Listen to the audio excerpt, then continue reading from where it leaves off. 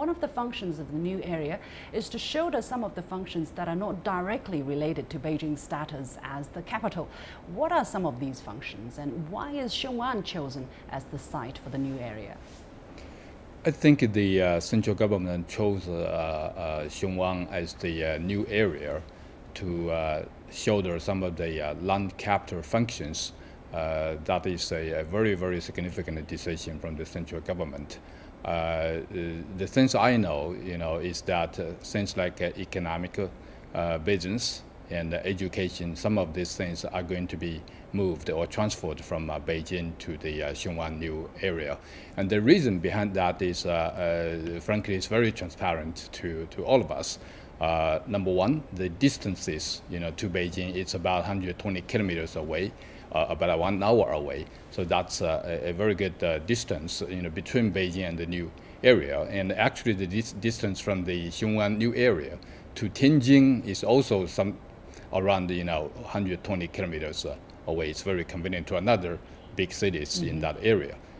Thirdly, transportation is very convenient, to the new area, whether it's by high-speed train or by highways or other, future trans-city, subways like that.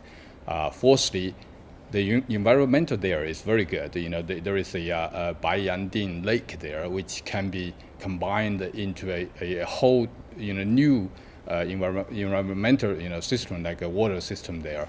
And lastly, the last point is very important, is that area has sufficient area to develop. It's undeveloped at this point, and it's flat, and it's very easy to develop. So it's a piece of white paper, as being put by some Chinese people here. Now, Professor Shenkar, Beijing has long suffered from the so-called urban illness, and the topic of phasing out the city's non-capital functions has been proposed for years. How do you look at the timing of the decision now?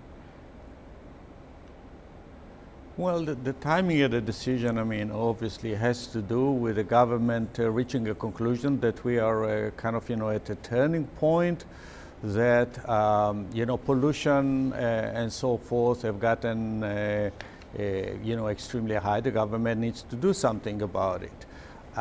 However, to me, there are still very many questions that are open. We know where these special economic zones will be.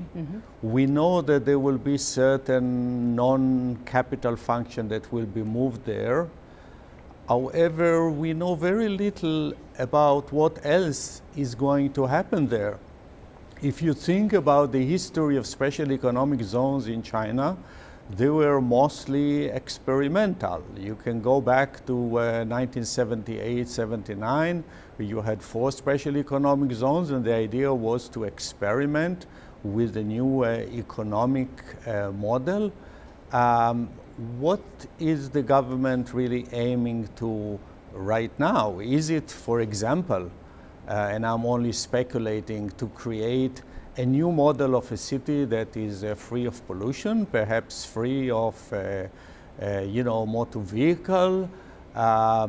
Is it something that will be focused on the industries of the future, say high tech and so forth? So there are still very many questions that I'm sure will be answered in due course. So actually, Professor Shenkar, you asked more questions than providing answers. But Mr. Mo, let me put these questions to you. What Professor Shenkar just said is we know very little about what's going to happen to this new area, because in the past, many of these economic areas or special economic zones have been experimental. What is your knowledge about this? What has the Chinese central government say that they plan to do with this new area? For instance, a lot of talk on the Chinese press is that the new area is going to be China's next Silicon Valley. Do you agree? I fully agree with that. The new area, it's close to Beijing, and Beijing, as all of us know, it's already China's Silicon Valley. At least it's the biggest Silicon Valley in China.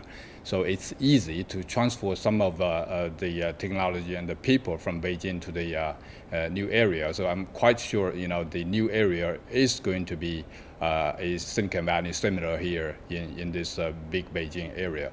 On the other hand, this new area is not only a Silicon Valley here. It's going to be more than a Silicon Valley, for China. It's going to be another economic center in North China, and not only in North China, it's going to be a economic center for the whole China. It's a national strategy in comparing to Shenzhen and the Pudong Special Economic Zone.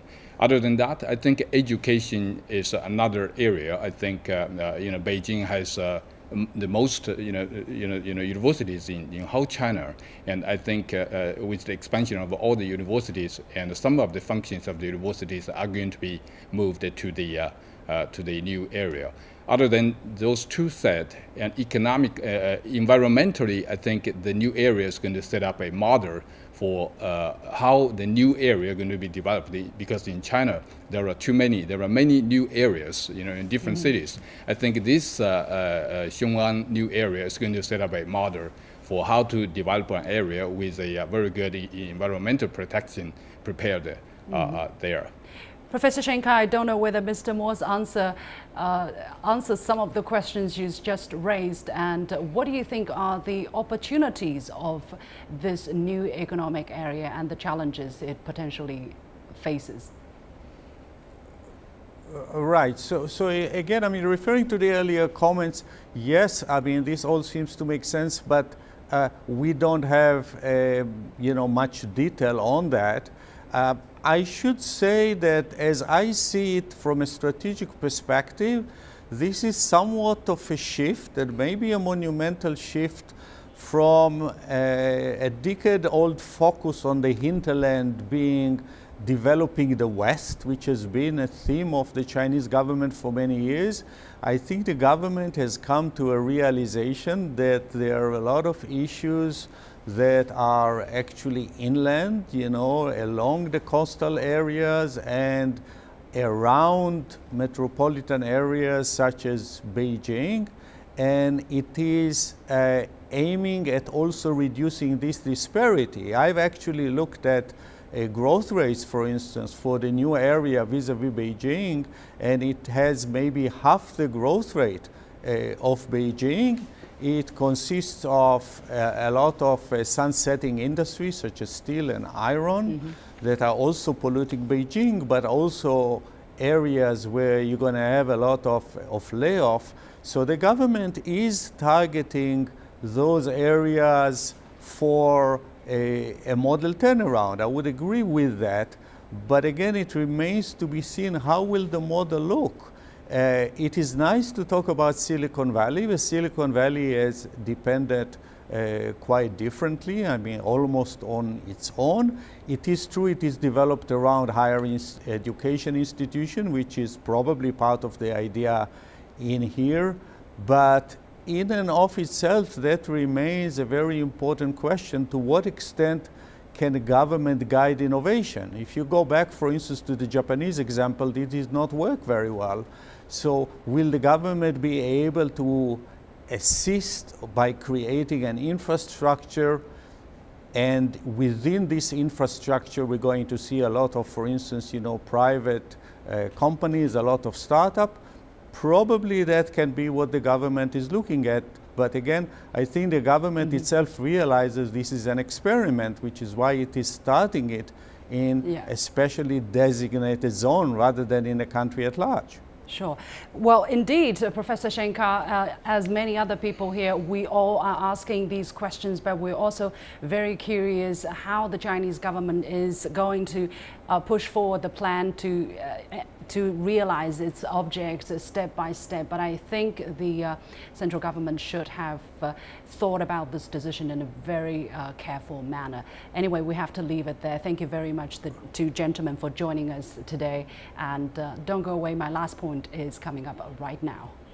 So Xiong'an could be the next big Silicon Valley, but the key lies in managing innovation, especially on the part of the Chinese government. It is important to avoid the pitfalls that an explosive growth of IT industries can bring, such as the imbalanced growth we can see between California, Silicon Valley and the Rust Belt regions in the US, for instance. China's central government is expected to ensure that the growth of Xiong'an is highly integrated into China's overall economic growth. That way, Xiong'an's prosperity will let other areas benefit from the spin-offs it creates.